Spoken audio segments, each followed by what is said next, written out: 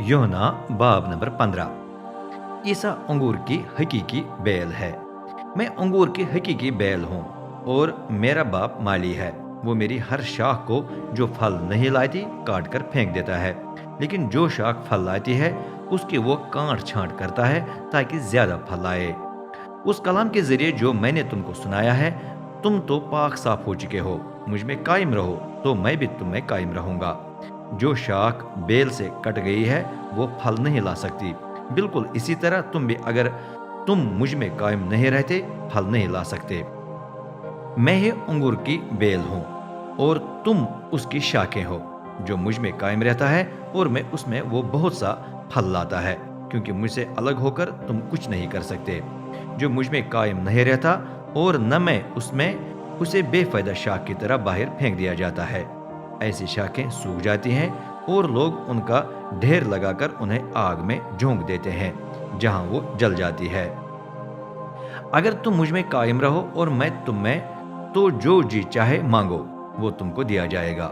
जब तुम बहुत सा फल लाते और यूं मेरे शागिर्द साबित होते हो, तो इससे मेरे बाप को जलाल मिलता है। जिस तरह बाप ने मुझसे मोहब्बत रखी है, उसी तरह मैंने तुमसे भी मोहब्बत रखी है। अब मेरी मोहब्बत में कायम रहो। जब तुम मेरे एहकाम के मुताबिक जिंदगी गुजारते हो, तो तुम मुझ में कायम रहते हो। मैं भी इसी तरह अपने बाप के एहकाम के मुताबिक चलता हूँ और यूं उसकी मोहब्बत में कायम रहता हूँ।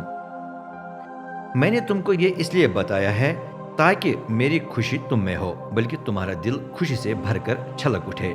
मेरा हुक्म यह है कि एक दूसरे को वैसे प्यार करो जैसे मैंने तुमको प्यार किया है।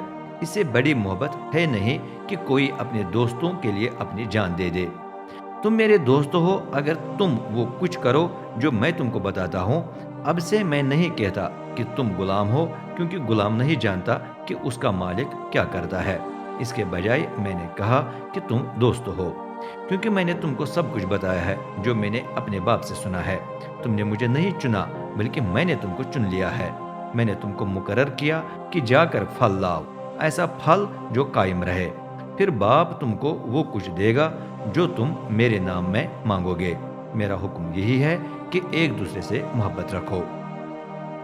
दुनिया की दुश्मनी।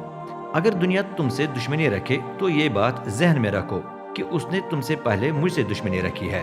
अगर तुम दुनिया के होते तो दुनिया तुमको अपना समझकर प्यार करती, लेकिन तुम दुनिया के नहीं हो। मैंने तुमको दुनिया से अलग करके चुन लिया है, इसलिए दुनिया तुमसे दुश्मनी रखती है। वो बात याद करो जो मैंने तुमको बताई है कि गुलाम अपने मालिक से बड़ा नहीं होता।